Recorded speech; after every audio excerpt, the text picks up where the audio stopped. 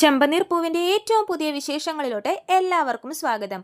അപ്പോൾ ശ്രുതി തന്നെക്കുറിച്ചുള്ള രഹസ്യങ്ങളെല്ലാം അച്ചമ്മയുടെ ചോദ്യങ്ങൾക്ക് മുമ്പിൽ മറുപടിയില്ലാതെ വരുമ്പോഴേക്കും തുറന്നു പറയുവാണ്. അപ്പോൾ അതിനെ തുടർന്നുണ്ടാകുന്ന പ്രശ്നങ്ങളും അതിൻ്റെ എപ്പിസോഡുകളെക്കുറിച്ചുള്ള വിശേഷങ്ങളുമാണ് ഞാൻ എൻ്റെ ഇന്നത്തെ വീഡിയോയിൽ പറയാൻ പോകുന്നത്. വീഡിയോ ഇഷ്ടമായെങ്കിൽ ലൈക്ക് ചെയ്യാനും സബ്സ്ക്രൈബ് ചെയ്യാനും മറക്കരുത്. അങ്ങനെ ചന്ദ്രോദയത്തിലെ സ്ഥിതി വളരെ മോശവും വഷളവുമായി വരുവാണ്.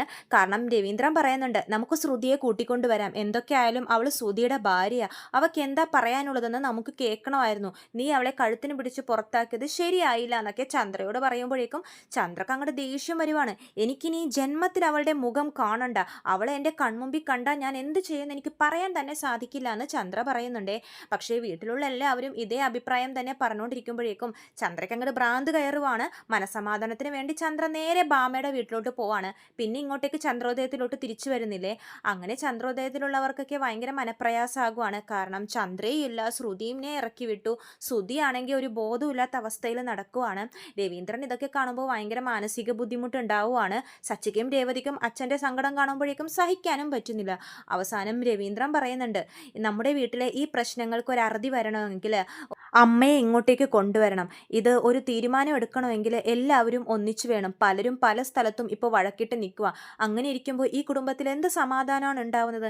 നമ്മുടെ കുടുംബത്തിൻ്റെ സമാധാനം തിരിച്ചു കിട്ടണം. തീരുമാനം എടുക്കേണ്ട ചന്ദ്രയാണെങ്കിലോ വീട് വിട്ട് പോവുകയും ചെയ്തു. എനിക്ക് എൻ്റെ അമ്മയെ കൊണ്ടുവരാം, അമ്മ ഒരു തീരുമാനം എടുക്കും എന്നൊക്കെ രവീന്ദ്രൻ പറയുമ്പോഴേക്കും സച്ചിയും രേവതിയും അതിനെ അംഗീകരിക്കുവാണേ. ശരിയാണ് അച്ഛ, അച്ഛമ്മ വരട്ടെ, അച്ഛമ്മ ഈ പ്രശ്നങ്ങൾക്കൊക്കെ ഒരു തീരുമാനം ഉണ്ടാക്കും, ഞാൻ പോയി കൂട്ടിക്കൊണ്ട് വരാമെന്ന് സച്ചി പറയുമ്പോഴേക്കും രവീന്ദ്രൻ പറയുന്നുണ്ട്, ഏയ് വേണ്ടടാ, ഈ വീട്ടിലിപ്പോൾ ആരുമില്ല, നിൻ്റെ അമ്മയില്ല, പിന്നെ ശ്രുതി ഉള്ളതും ഇല്ലാത്തതും ഇപ്പോൾ കണക്കാ, അതുകൊണ്ട് തന്നെ നീ ഈ വീട്ടിൽ വേണം, ഞാൻ പോയി എൻ്റെ അമ്മയെ കൂട്ടിക്കൊണ്ട് വരാമെന്ന് പറഞ്ഞിട്ട് രവീന്ദ്രൻ അവിടെ നിന്നും പോവാണ്. അങ്ങനെ സച്ചിക്കും രേവതിക്കും ഒരു സമാധാനം ആവുകയാണ്. കാരണം അച്ചമ്മ വന്നു കഴിഞ്ഞാൽ ഈ പ്രശ്നങ്ങൾക്കൊക്കെ ഒരു പരിഹാരമാകുമല്ലോ. അങ്ങനെ നമ്മുടെ അച്ചമ്മ നാട്ടിൽ നിന്നും ചന്ദ്രോദയത്തിലോട്ട് വരുവാണ്. ചന്ദ്രോദയത്തിലോട്ട് വരുന്നതും നമ്മുടെ ശ്രുതിയോട് ഒരുപാട് ചൂടാവുന്നുണ്ട്. എന്താണ് ശ്രുതി ഇത്? ഇത്രയും നാൾ നിൻ്റെ ഭാര്യ നിന്നെ പൊട്ടനാക്കിയത് നീ അറിഞ്ഞില്ലായിരുന്നോ? നിനക്ക് അവളെ പറ്റിയുള്ള ഒരു രഹസ്യങ്ങളും അറിയില്ലായിരുന്നോ? നീ എന്തൊരു ഭർത്താവാടാന്നൊക്കെ ചോദിക്കുമ്പോഴേക്കും ശ്രുതി ഒന്നും ഇങ്ങനെ മിണ്ടാതിരിക്കുവാണേ. എന്നിട്ട് അച്ചമ്മ ചോദിക്കുന്നുണ്ട്, അവളിപ്പോൾ എവിടെയുണ്ടെന്ന് ചോദിക്കുമ്പോഴേക്കും ശ്രുതി അറിയില്ലെന്ന് പറയുവാണേ. അപ്പോഴേക്കും അച്ചമ്മക്ക് ദേഷ്യം വരുന്നുണ്ട്. അറിയില്ലെന്നോ? നിന്റെ ഭാര്യയെക്കുറിച്ചാണ് ഞാൻ ചോദിച്ചത്, ഭാര്യ എവിടെയാണെന്നാണ് ഞാൻ ചോദിച്ചത്, അല്ലാതെ വേറെ വല്ലവരും എവിടെയാണെന്നല്ല ചോദിച്ചത്. അവൻ പറയുന്ന മറുപടി കേട്ടില്ലേ, അറിയില്ലെന്ന്. അപ്പോഴേക്കും ശ്രുതി പറയുന്നുണ്ട്, അച്ചമ്മേ അവൾ വേറെ എവിടെ പോവാനാ, അവൾ ആ മീരയുടെ വീട്ടിൽ കാണുമെന്ന് പറയുവാണ്. അപ്പോൾ അച്ചമ്മ പറയുന്നുണ്ട്, നീ എന്നാൽ അവളെ എത്രയും വേഗം ഇങ്ങോട്ടേക്ക് വിളിക്കണം എന്ന് പറയുവാണ്. അപ്പോൾ ശ്രുതി പറയുന്നുണ്ട്, ഏയ് അതൊന്നും നടക്കില്ല അച്ചമ്മേ, ഞാൻ വിളിക്കില്ലെന്ന് പറയുമ്പോഴേക്കും അച്ചമ്മക്ക് വീണ്ടും ദേഷ്യം വരുന്നുണ്ട്. ശ്രുതി, നീ ഞാൻ പറഞ്ഞ അനുസരിക്കില്ലേ? ഇവിടെ എല്ലാവരും ഒരു തീരുമാനം എടുക്കുമ്പോൾ ഈ വീട്ടിൽ എല്ലാവരും ഒന്നിച്ചു വേണം. രവി, നീ ആ ചന്ദ്രയെയും വിളിക്ക്, ഇതിനൊരു തീരുമാനം എടുക്കേണ്ടവളാ അവിടെ മാറി നിൽക്കുന്നത്, അവളെയും വിളിച്ച് ഇങ്ങോട്ടേക്ക് വരാൻ വേണ്ടി പറയാന്നൊക്കെ രവീന്ദ്രനോട് പറയുന്നുണ്ട്. പക്ഷേ ശ്രുതി അപ്പോഴും സമ്മതിക്കുന്നില്ല. അമ്മ എന്നോട് അവളെ വിളിക്കണ്ടെന്നാ പറഞ്ഞിരിക്കുന്നത്, അതുകൊണ്ട് ഞാൻ വിളിക്കില്ല എന്ന് പറയുമ്പോഴേക്കും അച്ചമ്മ പറയുന്നുണ്ട്, നിന്നോട് ഞാനാ പറയുന്നത് അവളെ വിളിക്കാൻ, നീ വിളിക്കില്ലേ ഈ അച്ചമ്മ പറഞ്ഞാലെന്ന് പറയുമ്പോഴേക്കും ശ്രുതി ഫോൺ എടുത്തിട്ട് ലാസ്റ്റ് ശ്രുതിയെ വിളിക്കുവാണേ.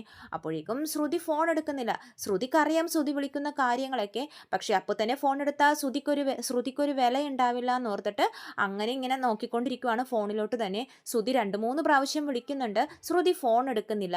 അവസാനം അച്ചമ്മ പറയും, എന്നാ നീ പോയി അവളെ കൂട്ടിക്കൊണ്ട് വാന്ന് പറയുമ്പോഴേക്കും ശ്രുതി സമ്മതിക്കുന്നില്ലേ.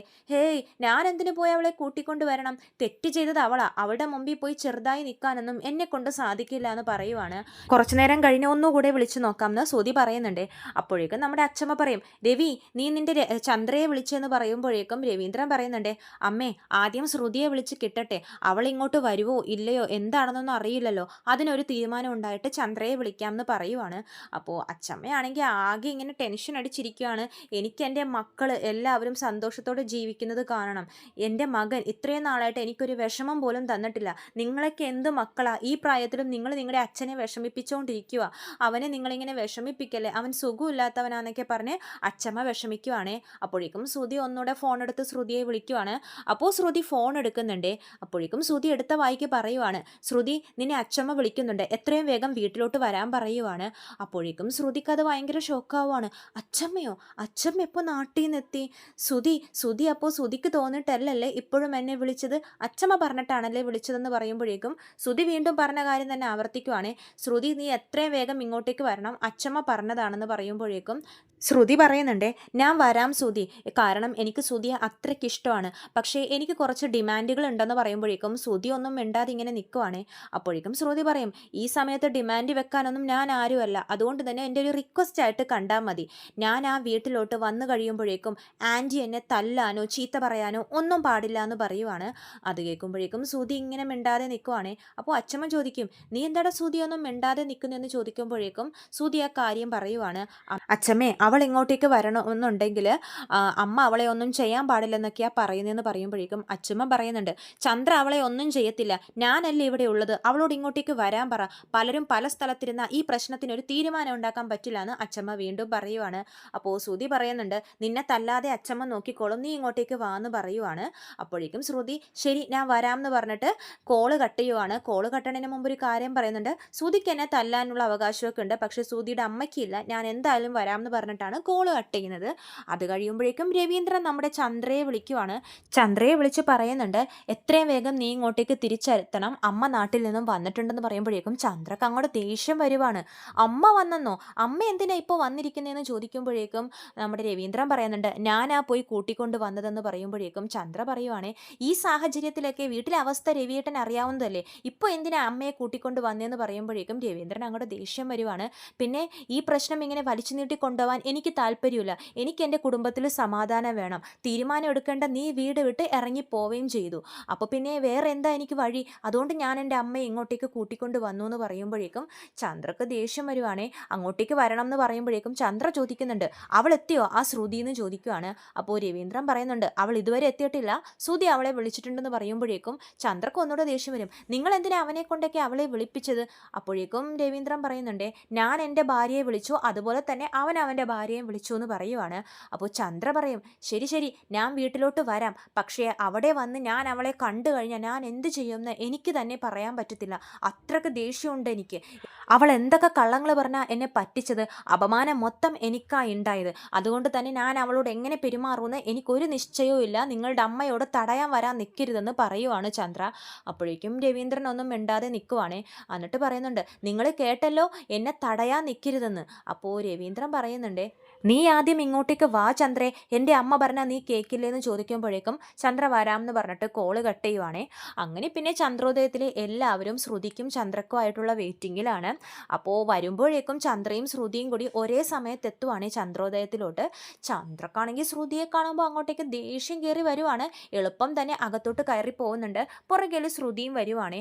അപ്പോഴേക്കും സച്ചി പറയുന്നുണ്ട്, അച്ചമ്മേ ഇവർ തമ്മിലുള്ള പ്രശ്നങ്ങളൊക്കെ തീർന്നു എന്ന് തോന്നുന്നു, ദേ രണ്ടുപേരും ഒരുമിച്ച് വരുന്നത് കണ്ടില്ലേ, അച്ചമ്മ നാട്ടിൽ നിന്ന് വന്നത് വെറുതെ ആയി പോയി എന്ന് തോന്നുമ്പോഴേക്കും ചന്ദ്ര പറയുന്നുണ്ട്, സച്ചി നീ വെറുതെ ഇരുന്നോ, മനുഷ്യൻ അങ്ങോട്ട് ദേഷ്യം ഭ്രാന്ത് കയറി നിൽക്കുക, എന്നെ ഒന്നുകൂടെ നീ ഭ്രാന്താക്കല്ലേ എന്നൊക്കെ പറയുവാണ്. അപ്പോൾ അച്ചമ്മ പറയും, ചന്ദ്രേ നീ അവിടെ ഒന്ന് അടങ്ങിയിരിക്കുക എന്ന് പറയുവാണേ. ചന്ദ്രയുടെ സൗണ്ട് കേൾക്കുമ്പോഴേക്കും ശ്രുതി ഓടി വരുന്നുണ്ട്. ചന്ദ്രയോട് വിശേഷം ചോദിക്കുമ്പോഴേക്കും അച്ചമ്മ പറയുന്നുണ്ട്, എടാ നീ നിന്റെ ഭാര്യ പുറത്ത് നിൽക്കുന്നത് കണ്ടില്ലേ, അവളെ വിളിച്ച് അകത്ത് കയറ്റുമെന്ന് പറയുമ്പോഴേക്കും ശ്രുതി എന്ത് ചെയ്യണം എന്നറിയാതെ ഇങ്ങനെ നിൽക്കുവാണേ. ചന്ദ്രയാണെങ്കിൽ ശ്രുതിയുടെ മുഖത്ത് ഇങ്ങനെ ദേഷ്യത്തിൽ നോക്കിക്കൊണ്ട് നിൽക്കുവാണ്. അതുകൊണ്ട് തന്നെ ശ്രുതിയെ വിളിക്കുന്നുമില്ല. അപ്പോഴേക്കും അച്ചമ്മ പറയും, എടാ നിന്നോട് വിളിക്കാനല്ലേ പറഞ്ഞതെന്ന് പറയുമ്പോഴേക്കും ശ്രുതി പറയുന്നുണ്ട്, അച്ചമ്മ പറഞ്ഞത് കേട്ടില്ലേ, അകത്തോട്ട് കയറി വാ എന്ന് പറയുവാണ്. ശ്രുതിക്ക് അത് കേൾക്കുമ്പോഴേക്കും എന്തോ പോലെ ആവാണ്, കാരണം ശ്രുതി അല്ലല്ലോ, അച്ചമ്മ പറഞ്ഞിട്ടല്ലേ ശ്രുതി വിളിച്ചത്. അപ്പോഴേക്കും ശ്രുതി അവിടെ തന്നെ നിൽക്കുവേ. അപ്പോഴേക്കും രവീന്ദ്രൻ പറയുന്നുണ്ട്, ശ്രുതി നീ അകത്തോട്ട് കയറി വാ മോളെ എന്ന് പറയുമ്പോഴേക്കും ശ്രുതി കയറി അകത്തോട്ട് വരുവാണ്. അച്ഛമ്മ പറയുന്നുണ്ട്, നടന്നതൊക്കെ ഞാൻ അറിഞ്ഞു, ചന്ദ്രേ നിന്റെ പ്രായം 25 ആണോ എന്ന് ചോദിക്കുമ്പോഴേക്കും ചന്ദ്രക്ക് അങ്ങനെ ദേഷ്യം വന്നിട്ട് അച്ഛമ്മേനെ നോക്കുവാണേ. ഒരു ചെറുപ്പക്കാരി പെരുമാറുന്നത് പോലെയാണല്ലോ നീ പെരുമാറുന്നത്, വീട്ടിൽ എന്തെങ്കിലും പ്രശ്നം ഉണ്ടായാൽ ഇങ്ങനെ ഇറങ്ങിപ്പോകുന്നത് ശരിയാണോ, അതിനൊരു തീരുമാനം എടുക്കേണ്ട അവൾ ആ വീട് വിട്ട് ഇറങ്ങിപ്പോയിരിക്കുന്നത്, നീ എന്താ ചന്ദ്ര ഇങ്ങനെ, നിനക്കിപ്പോഴും ബുദ്ധിയും വിവരവും വെച്ചിട്ടില്ലേ എന്നൊക്കെ അച്ഛമ്മ ചോദിക്കുമ്പോഴേക്കും ചന്ദ്ര പറയുന്നുണ്ട്, അമ്മ എന്താ ഇപ്പോൾ ഞാൻ എന്തൊരു കുറ്റം ചെയ്ത പോലെയാണല്ലോ എന്നോട് സംസാരിക്കുന്നത്, അവൾ എന്താ കാട്ടിക്കൂട്ടതെന്നൊക്കെ അമ്മ അറിഞ്ഞില്ലേ, എത്ര എത്ര കള്ളങ്ങളാണ് അവൾ പറഞ്ഞിരിക്കുന്നതെന്ന് പറയുമ്പോഴേക്കും അച്ഛമ്മ പറയുന്നുണ്ട്, അവൾ ചെയ്തത് തെറ്റാ, അവളെ നിനക്ക് ചീത്ത പറയാം തല്ലാം, പക്ഷേ വീടിനെ പിടിച്ച് പുറത്താക്കിയത് ഒട്ടും ശരിയായില്ല, അവളെ ഈ വീട്ടിൽ താമസിക്കാൻ വേണ്ടി വന്ന മരുമകളാണ്, നീ മോളെ പോലെ കാണേണ്ടവൾ, അവളെയാ നീ കഴുത്തിന് പിടിച്ച് പുറത്താക്കിയതെന്ന് പറയുമ്പോഴേക്കും ചന്ദ്ര പറയുന്നുണ്ട്, പിന്നെ ഞാൻ അവളെ മടിയിലിരുത്തി താലോലിക്കണോ, എന്തൊക്കെ കള്ളങ്ങളാണ് അവൾ പറഞ്ഞത്, ഞാൻ തലയിൽ കയറ്റി വെച്ച അവളെ നടന്നത്, എന്നിട്ട് അവൾ എൻ്റെ കഴുത്ത് തന്നെ അവൾ അറുത്തു കളഞ്ഞു, എന്നെ കൊന്നതിന് തുല്യമാണെന്നൊക്കെ പറയുമ്പോൾ പറയുമ്പോഴേക്കും അച്ചമ്മ പറയുന്നുണ്ട്, നീ ആദ്യം ഒന്ന് അടങ്ങ് ചന്ദ്രേ, നീ ഇപ്പം വീട്ടിൽ എന്തൊക്കെ പ്രശ്നങ്ങൾ ഉണ്ടായാലും ശരി, നീ ഈ വീട്ടിൽ നിന്നും പോയത് ശരിയല്ല, ഒട്ടും ശരിയല്ല. അവളോട് എന്തിനാ ഇങ്ങനെയൊക്കെ ചെയ്തത്, ഇത്രയും കള്ളം എന്തിനാ പറഞ്ഞതെന്ന് നീ ചോദിക്കണമായിരുന്നു എന്ന് പറയുമ്പോഴേക്കും ചന്ദ്ര പറയുന്നുണ്ട്, ചോദിക്കാനോ, അവളോട് ഇനി എന്ത് വിശദീകരണമാണ് ഞാൻ ചോദിക്കേണ്ടത്, ഇനിയുമുള്ള കള്ളങ്ങൾ പറഞ്ഞ് എന്നെ പറ്റിക്കാനോ, അവളോട് ഇനി ഞാനൊരു വാക്കം മിണ്ടില്ല, എനിക്ക് അത്രക്ക് ദേഷ്യമുണ്ട്, ആ മുഖം കാണുമ്പോൾ എൻ്റെ ഉള്ളിൽ നിന്ന് അങ്ങോട്ട് തരിച്ചു വരുവാന്ന് പറയുവാണ്. ശ്രുതി ഒന്നും മിണ്ടാതെ ഇങ്ങനെ നിൽക്കുവാണേ. ചന്ദ്ര ദേഷ്യത്തിൽ പറയുന്നുണ്ട്, എടി രേവതി, നീ പോയി ആ ചട്ടകം പഠിപ്പിച്ചുകൊണ്ട് വന്നേ, ആ നുണ പറയുന്ന കള്ളം പറയുന്ന ആ നാക്ക് എനിക്ക് പൊള്ളിക്കണം എന്ന് പറയുമ്പോഴേക്കും വർഷ പറയുന്നുണ്ട്, ആൻറ്റി ഇതൊക്കെ ഡൊമസ്റ്റിക് വയലൻസാ, അങ്ങനെയൊന്നും ചെയ്യാൻ പാടില്ല, ആൻറ്റിയെ പോലീസ് പിടിച്ചോണ്ടും പോകുമെന്ന് പറയുമ്പോഴേക്കും ചന്ദ്രക്ക് ദേഷ്യം വരുന്നുണ്ട്. നീ അവിടെ മിണ്ടാതിരുന്നോ വർഷേ, എനിക്ക് വരുന്ന ദേഷ്യത്തിനുണ്ടല്ലോ, സുധി നീ അവളെ തല്ലടാ, നീ എന്തൊരു ഭർത്താവാ, നിന്നെയും കൂടി അവൾ പറ്റിച്ചിരിക്കുന്നത്, പോയി 2 തല്ല് തല്ലടാന്ന് പറയുമ്പോഴേക്കും സച്ചി പറയുന്നുണ്ട്, ആഹാ അങ്ങനെ ഞങ്ങളുടെ മുമ്പിലൊന്നും പറഞ്ഞേ അങ്ങനെ തല്ലിക്കാനൊന്നും പറ്റത്തില്ല, അമ്മയുടെ അടിമയാണോ അവൻ, അങ്ങനെ പെണ്ണുങ്ങളെ തല്ലുന്നത് ശരിയല്ല എന്ന് പറയുവാണ്. അപ്പോൾ വർഷ വീണ്ടും പറയുന്നുണ്ട്, സുധിയേട്ട അമ്മയുടെ വാക്കും കേട്ട് തല്ലാനൊന്നും നിൽക്കല്ലേ, സുധിയേട്ടനെ പോലീസ് പിടിച്ചോണ്ടും പോകുമെന്ന് പറയുമ്പോഴേക്കും ചന്ദ്രക്ക് കലിതുള്ളി വർഷയോട് ചൂടാവുന്നുണ്ട്, നീ എന്താടി കുറേ നേരമായാലോ പോലീസിനെ പറഞ്ഞ് പേടിപ്പിക്കുന്നത്, ഇവളെ തല്ലിയിട്ട് ഞാൻ അങ്ങ് ജയിലിലാവണമെങ്കിൽ ആയിക്കോട്ടെ, എനിക്കൊരു കുഴപ്പമില്ല എന്ന് പറഞ്ഞിട്ട് ശ്രുതിയെ പോയി 2-3 തല്ലുവാണ് ചന്ദ്ര. എല്ലാവരും തടയാൻ നോക്കുമ്പോഴേക്കും ചന്ദ്ര നിർത്തുന്നില്ലേ, ചന്ദ്ര ശ്രുതിയോടായിട്ട് പൊട്ടിത്തെറിക്കുന്നുണ്ട്, നാണമില്ലാത്തവളെ നിനക്ക് എങ്ങനെ ഈ വീട്ടിലോട്ട് വീണ്ടും കയറി വരാനുള്ള ധൈര്യം വന്നടി എന്ന് പറഞ്ഞ് വീണ്ടും വീണ്ടും കൊടുക്കുന്നുണ്ട്. അപ്പോഴേക്കും നമ്മുടെ ശ്രുതി പറയുന്നുണ്ട്, അമ്മേ അവളെ തല്ലിയത് മതി, നിർത്തുമെന്ന് പറയുമ്പോഴേക്കും ചന്ദ്രക്കത് ഭയങ്കര ഷോക്കാവാണ്. കാരണം തന്നെ എതിർത്ത് ഒന്നും പറയാത്ത മകൻ ഇന്ന് ആദ്യമായിട്ട് തന്നോട് നിർത്തുക എന്നൊക്കെ പറയുന്നു. അപ്പോൾ ചന്ദ്ര ഇങ്ങനെ ഷോക്കായിട്ട് ശ്രുതിയെ ഇങ്ങനെ നോക്കിക്കൊണ്ട് നിൽക്കുവാണ്. ചന്ദ്ര മാത്രമല്ല വീട്ടിലുള്ള എല്ലാവരും ശ്രുതിയെ ഇങ്ങനെ നോക്കുവാണേ. അപ്പോഴേക്കും ശ്രുതി പറയുന്നുണ്ട്, അവളെ തല്ലിയത് മതി, ശിക്ഷിക്കാനാണെങ്കിൽ എന്നെയും കൂടി ശിക്ഷിക്കുമെന്ന് പറയുവാണ്. അതും കൂടി കേൾക്കുമ്പോഴേക്കും ചന്ദ്രക്ക് വല്ലാണ്ടാവുവാണേ. നീ എന്താടാ ഈ പറയുന്നത്, നിന്നെ ഞാൻ എന്തിനാ ശിക്ഷിക്കുന്നതെന്ന് ചോദിക്കുമ്പോഴേക്കും ശ്രുതി പറയുന്നുണ്ട്, അത് അവളുടെ ഇളയച്ചനല്ല എന്നുള്ള കാര്യം എനിക്ക് നേരത്തെ അറിയാമായിരുന്നു, അവൾ എന്നോട് പറഞ്ഞിട്ടുണ്ടായിരുന്നു എന്ന് പറയുമ്പോഴേക്കും ചന്ദ്രക്ക് അങ്ങോട്ട് ദേഷ്യം വരുവാണേ. ശ്രുതിക്ക് അത് ഭയങ്കര ഷോക്കാവാണ്, ശ്രുതി എന്താ ഇങ്ങനെ പറഞ്ഞതെന്ന് ഓർത്തിട്ട്. കാരണം ശ്രുതി പറഞ്ഞത് ശ്രുതിയുടെ അമ്മയുടെ ദേഷ്യം ഒന്ന് കുറയ്ക്കാൻ വേണ്ടിയിട്ടാണ്. കാരണം ശ്രുതിയെ ഇട്ട് ഒരുപാടായാലോ തല്ലുന്നത്, അത് കണ്ടു നിൽക്കാൻ ശ്രുതിക്ക് പറ്റുന്നില്ല, താനും കൂടി ഇതിൽ പങ്കാളിയാണെന്ന് അറിഞ്ഞു കഴിഞ്ഞാൽ അമ്മ അവളെ തല്ലുന്നത് കുറയുമല്ലോ എന്ന് ഓർത്തിട്ട് ശ്രുതി ഇങ്ങനെ പറയുവാണേ. അപ്പോഴേക്കും ചന്ദ്ര ശ്രുതിയുടെ അടുത്ത് പോയി പറയുന്നുണ്ട്, നീ എന്താടാ പറഞ്ഞതെന്ന് പറഞ്ഞ് ശ്രുതിയുടെ മുഖത്തിട്ട് ഒറ്റ അടി അടിക്കുവാണേ.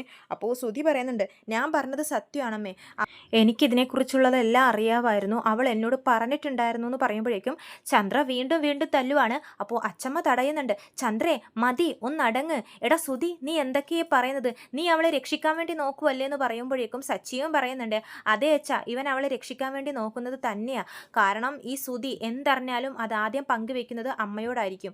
അപ്പോൾ ഈ വിവരം അവൻ എന്തുകൊണ്ട് അമ്മയോട് മറച്ചു വെച്ചു എന്ന് ചോദിക്കുമ്പോഴേക്കും ശ്രുതി പറയുന്നുണ്ട്, അമ്മ ദേഷ്യപ്പെടുമെന്ന് എനിക്കറിയായിരുന്നു, അമ്മയ്ക്കത് സഹിക്കാനും പറ്റില്ലായിരുന്നു, അതുകൊണ്ടാണ് ഞാൻ പറയാത്തതെന്ന് പറയുവാണേ.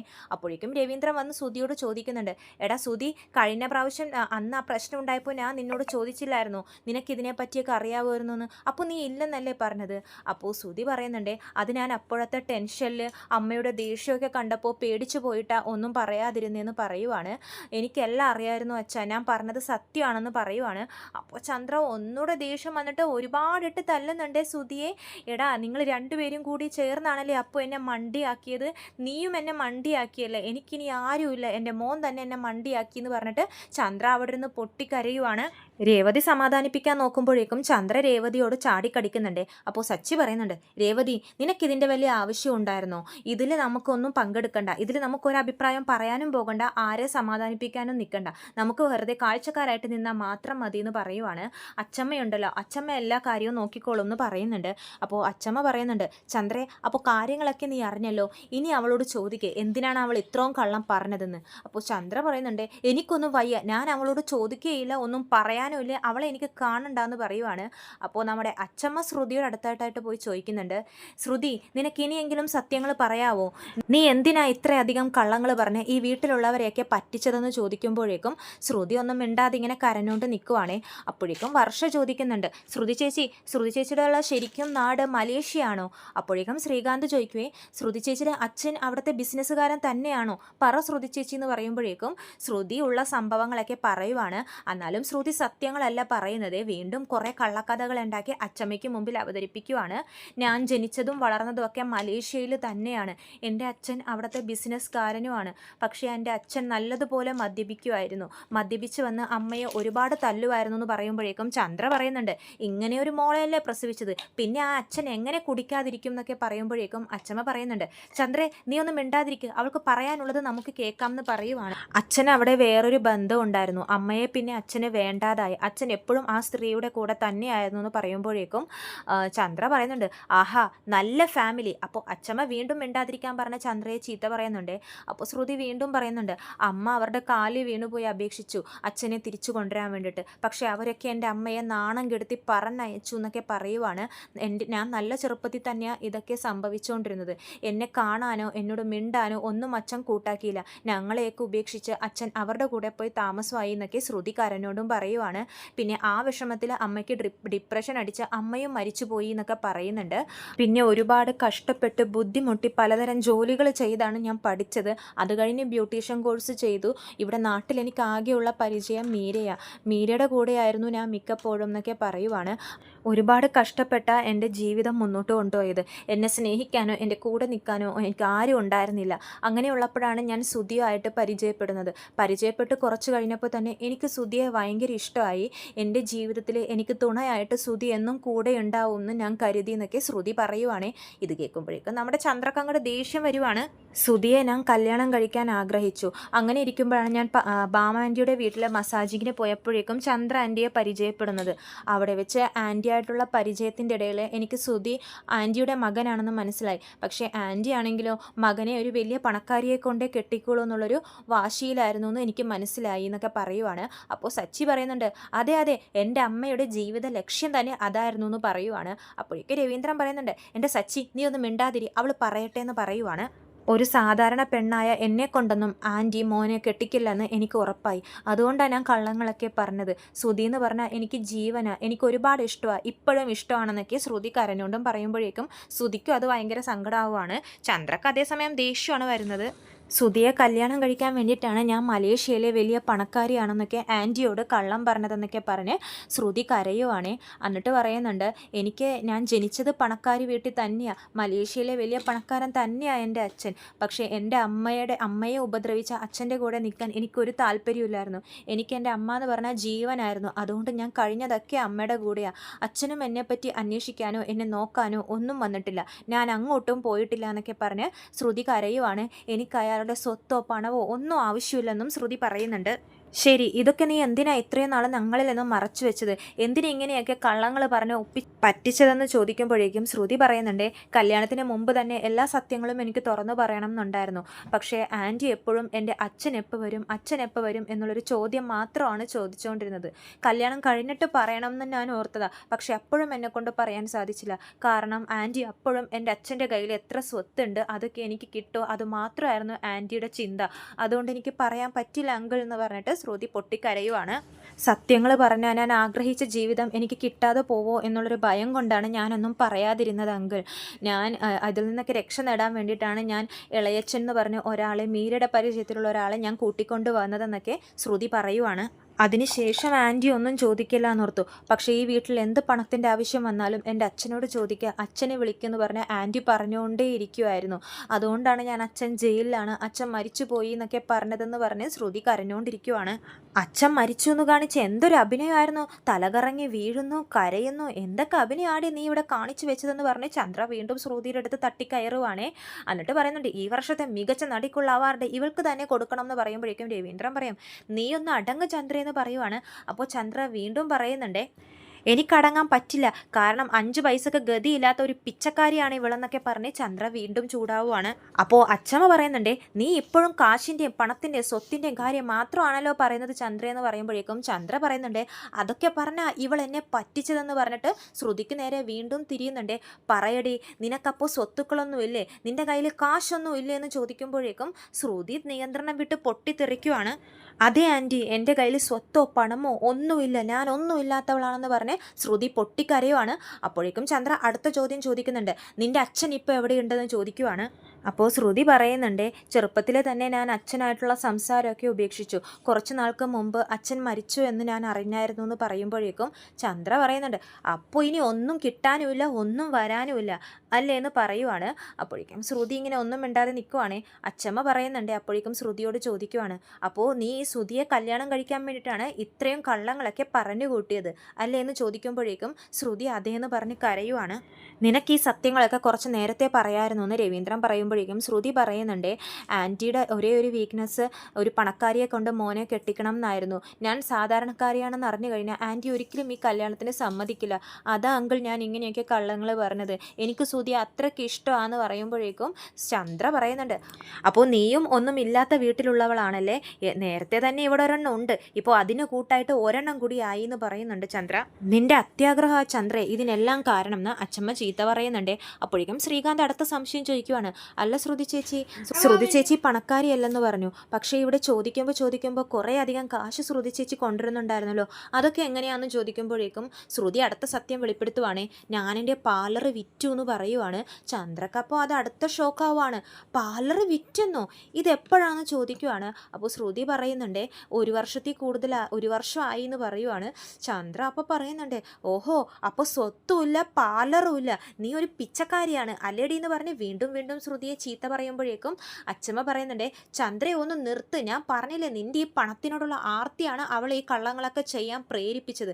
നീ ഇനിയെങ്കിലും ഒന്ന് അടങ്ങ് മോളെ, നീ ഇനി ഇതുപോലുള്ള കള്ളങ്ങളൊന്നും പറഞ്ഞ് പിടിച്ചു നിൽക്കാൻ നോക്കരുത്. ഒരു കള്ളം മറക്കാൻ എത്ര അധികം കള്ളങ്ങളാണ് നീ കാണിച്ചു കൂട്ടിയത്, ഇങ്ങനെയൊന്നും ചെയ്യരുത്, സത്യങ്ങൾ എപ്പോഴായാലും പുറത്തു വരും എന്നൊക്കെ പറഞ്ഞ് അച്ഛമ്മ ഉപദേശിക്കുന്നുണ്ട്. അപ്പോൾ ഇതൊക്കെയാണ് ചെമ്പനീർ പൂവിൻ്റെ ഏറ്റവും പുതിയ വിശേഷങ്ങൾ. രവീന്ദ്രൻ അതിൻ്റെ ഇടയ്ക്ക് ചോദിക്കുന്നുണ്ട്, ഇതൊക്കെ സത്യങ്ങൾ തന്നെയാണോ, ഇനി ഇതിൽ കൂടുതൽ സത്യങ്ങൾ നിനക്ക് ഞങ്ങളോട് പറയാനുണ്ടോ എന്ന് ചോദിക്കുമ്പോഴേക്കും ശ്രുതി പറയുന്നുണ്ട്, ഇതൊക്കെ സത്യങ്ങളാ അങ്കിൾ, ഇനി എൻ്റെ ജീവിതത്തിൽ വേറൊരു രഹസ്യവും ഇല്ല എന്ന് പറയുവാണേ. കണ്ണടച്ചുകൊണ്ടാണ് ശ്രുതി പറയുന്നത്, തൻ്റെ ആദ്യമോനെയും അമ്മയും ഓർത്തുകൊണ്ട്. അങ്ങനെ ശ്രുതി ആ ചാപ്റ്റർ പറയാതെ ഈ കള്ളങ്ങളുടെ ഒരു സത്യങ്ങളൊക്കെ പകുതി അധികം തുറന്നു പറഞ്ഞിരിക്കുകയാണ്. കൂടുതൽ വിശേഷങ്ങൾ ഞാൻ എൻ്റെ ചാനലിലൂടെ അപ്ലോഡ് ചെയ്യുന്നതാണ്. ചാനൽ സബ്സ്ക്രൈബ് ചെയ്യാത്തവർ സബ്സ്ക്രൈബ് ചെയ്യണം. വീഡിയോ ഇഷ്ടമെങ്കിൽ ലൈക്ക് ചെയ്യാനും മറക്കരുത്. എല്ലാവർക്കും നന്ദി.